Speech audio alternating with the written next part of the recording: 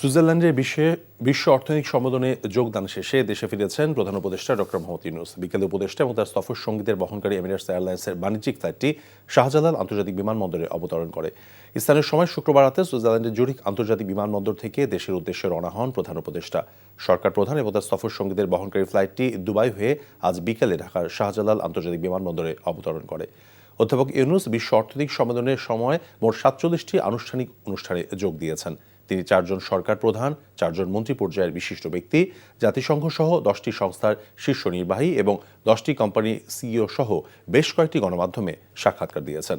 বিশ্ব অর্থনৈতিক সম্মেলনে যোগ দিতে গত 21 জানুয়ারি ঢাকা ত্যাগ করেছিলেন প্রধান উপদেষ্টা। যমুনা স্মার্ট রেফ্রিজারেটর, স্মার্ট লাইফে স্মার্ট রেফ্রিজারেটর।